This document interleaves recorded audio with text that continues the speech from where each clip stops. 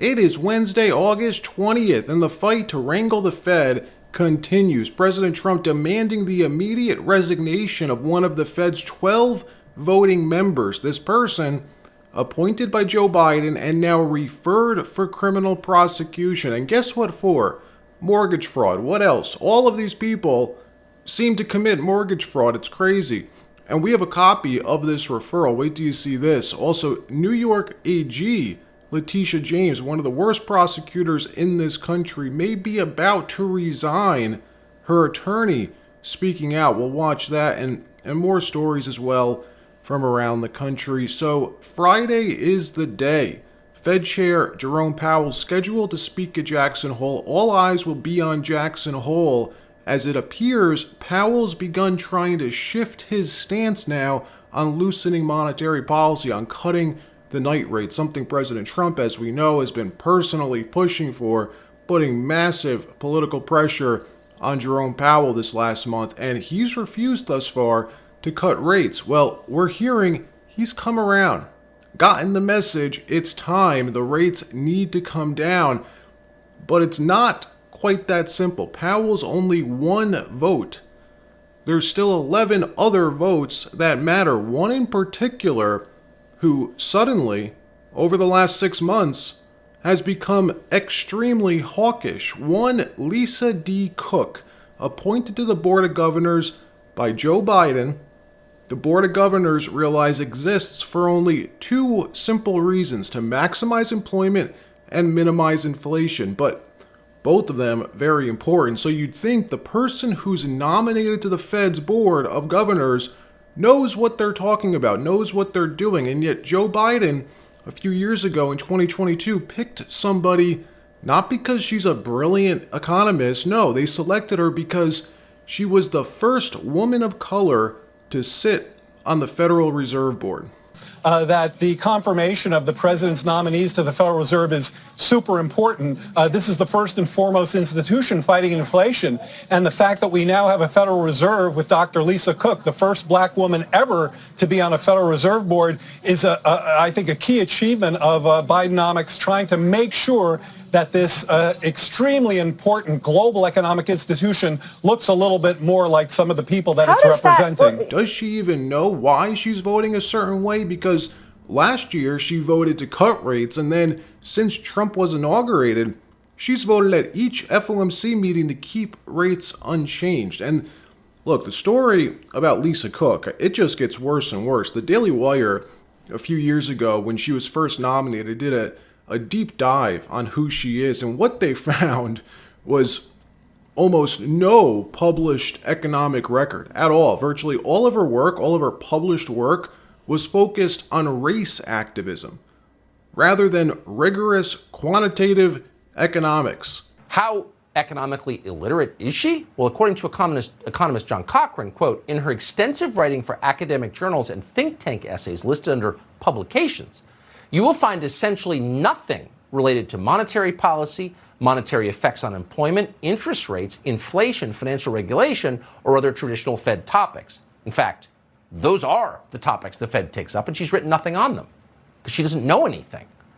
So the Daily Caller looked into Cook and found that she inflated her resume to bolster her credentials in those areas, which itself is disqualifying. She has no experience with monetary policy. What does she do? She's like an angry race activist. Of course, she's another race lady. She's now on the Fed. This is someone who MSNBC wouldn't even hire. She's just too radical of a person, yet Biden picks her for the Board of Governors a few years ago. Even the Senate back then didn't think she was qualified. Her nomination came down to Vice President Kamala Harris casting a tie-breaking vote, something that's very unusual. Take her predecessor, for instance, Janet Yellen, not the sharpest knife in the drawer, but even she was confirmed in the Senate unanimously.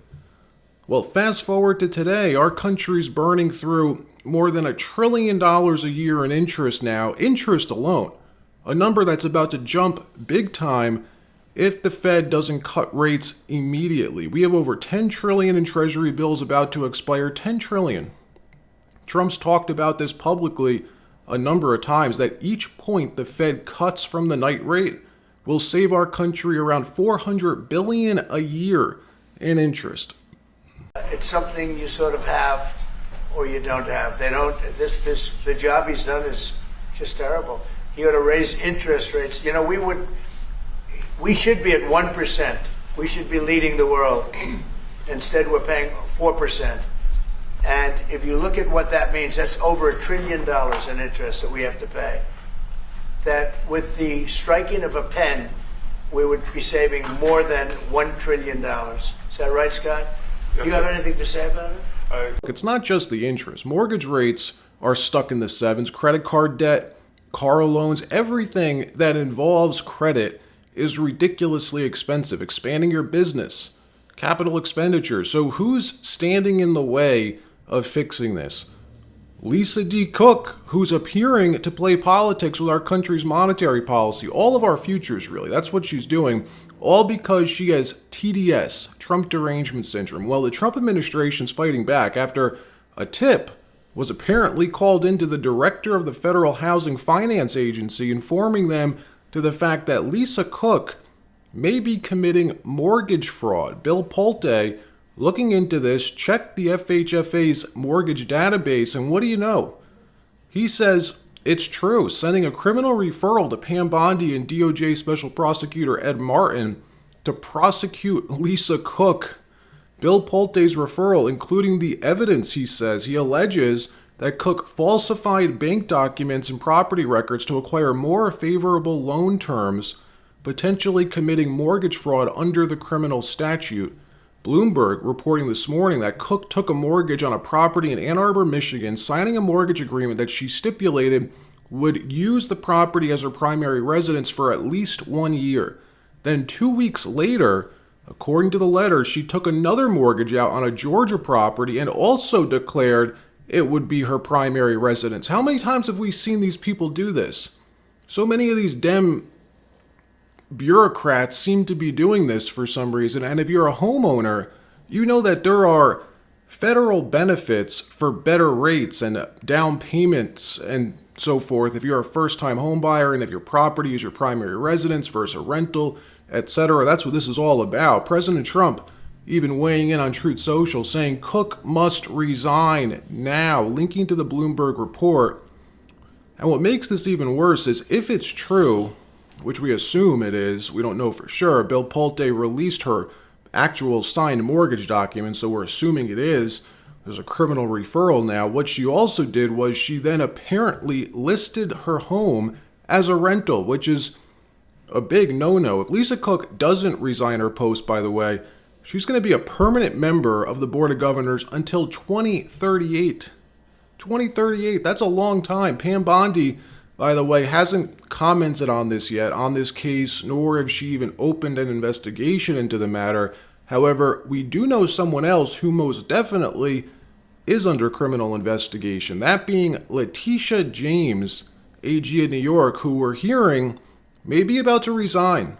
Maybe about to resign as the Attorney General of the state of New York. But before we look at that, a quick message from our friends over at Black Forest Supplements. Before we look at that, I just found something wild out about stem cells. If you don't know, stem cells are like tiny repair crews in your body, and they go fix things that need to be fixed. This is Ronnie Coleman, 8 times Mr. Olympia, and a man who squatted 800 pounds like it was nothing, sharing how stem cells helped him when nothing else could. Watch. When you went on Rogan, he wanted to refer you to stem cells. For the last 2 years, I've been getting stem cells, and it's been the best thing that has ever happened to me in my life. Really? Yeah, but you got to go out of this country to do it because they don't ever really allow the real stem cells that comes from the placenta, you know? Yeah. They don't allow that here in the United States because politics. What exactly is stem cells? So my understanding is that they're like blank cells that can transform to anything you surround themselves with, they'll turn into that. So if you inject them in your leg, they'll turn into leg cells. It wipes out the pain I go through because I have a herniated disc in my upper back still. As soon as I get the stem cell injection, it completely goes away. And how much is it? $2,800 Per injection. Where do you go? Puerto Vallarta, Mexico. The thing about stem cells is that they are crazy expensive. You have to go outside the country to get them. Stem cells could regenerate your joints, repair your spine, even reverse organ damage. Yet in the US, most of these therapies are illegal. Why? Because healing you doesn't make them money. Keeping you sick, on the other hand, does. The FDA cracking down on nearly all clinics offering real regenerative therapies. Why? Not because they're unsafe, but if you could repair your knees without surgery, fix your back without opioids, or reverse aging without a prescription, who loses? Big Pharma loses. The insurance companies, they lose. The hospital chains. They don't want you to be strong. They don't want you to be independent. They want you hooked on meds, on insurance, on a job you hate just to afford basic health, because a self-sufficient, pain-free population, that's unprofitable and ungovernable. Luckily, my guys at Black Forest developed cocoa flavanols. Studies have been done to show that the flavanols in cocoa stimulate stem cells to come out of your bone marrow, like bees coming out of a beehive in your bloodstream, and they go out and they find whatever needs to be repaired. If it's in your heart, they'll fix it. If it's in your liver, they'll fix it. If it's in your skin, they'll fix it. Harvard scientist Dr. William Lee backing this up. Check this out. If you take the really dark chocolate, like 73% cacao, the really dark chocolate, and you make it into a high flavanol hot chocolate drink, and you have it twice a day. This was a clinical study. They found in people who wound up actually drinking the hot chocolate twice a day over the course of a month, they doubled the number of stem cells compared to the people who didn't drink hot chocolate, right? So, when you and I are growing up, right, in grade school, we learned from our teachers that starfish can regenerate, salamanders can regenerate, but people can't regenerate. Yeah, right? can't grow a new arm. It's true, you can't grow a new arm, but we do regenerate. We regenerate every day. We know that we regenerate because our hair falls out and grows back. Our gut lining grows back. Our livers can grow back. If you actually remove part of your liver, it'll grow back. Our skin grows back. Our bodies possess the ability to regenerate through stem cells. This isn't your average cocoa. It's a stem cell power-up. I mix it into my coffee, sometimes my protein shakes.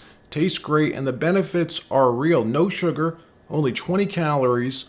So if you're experiencing significant aging, slow recovery, weak immunity, or just feeling off, blame your lazy stem cells. But guess what? Cocoa flavanols activate them. Like a fountain of youth in a scoop. Studies show that cocoa flavanols increase stem cell circulation by over 100%. Go to my link in the description or pinned comment below.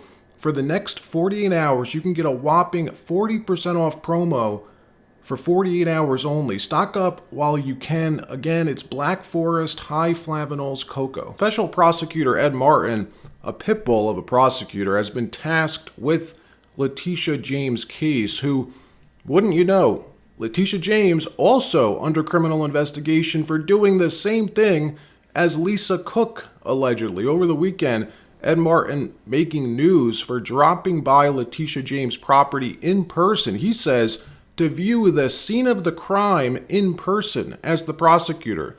Watch this. I wanted to lay eyes on it. I think most people, if you're prosecuting something, you're careful. I didn't go there and announce it.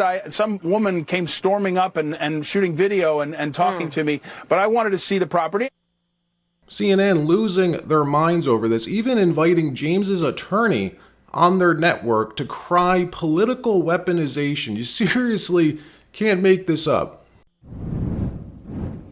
A photo op outside the home of a top Trump rival is raising eyebrows tonight. CNN has exclusive new video showing DOJ prosecutor Ed Martin posing for photos outside the Brooklyn home of New York Attorney General Letitia James, whom Martin is actively investigating for mortgage fraud, among other things. James denies any wrongdoing in that matter, but in this matter, that's Martin himself in the tan trench coat, joined by a DOJ colleague and a photographer from the New York Post. My source tonight is Letitia James's attorney, Abby Lowell, who says that these investigations of her are politically motivated. Abby, first, you hear Ed Martin there with his explanation that he wanted to see the property. What is your reaction to that? Brianna, it's so easy to make fun of the things Ed Martin does and says. I've seen headlines likening him in his trench coat to being Inspector Gadget Somebody has said that he's making the Keystone cops look good. But the point is, because it is so easy, people forget how serious this is. And it's not a funny matter at all. 40, 50, 80 years ago, each attorney general has spoken to the power of an individual prosecutor to affect lives of people, not because of what they've done, but who they are or what they've represented. And this is not a theoretical problem. It's not just at the level of Washington. When we allow prosecutors to do what they do, not because of the conduct, but because they are carrying out the president's wishes for revenge against, for example, Attorney General James, who brought a lawsuit against Mr. Trump and his businesses and got a multi-$100 million verdict, it can creep down to the point where Democrats then do it against Republicans, Republicans against Democrats, and soon even on everyday justice. And people rely on police and prosecutors and courts. We basically destroy the rule of law. So one brick at a time, you can bring down a building.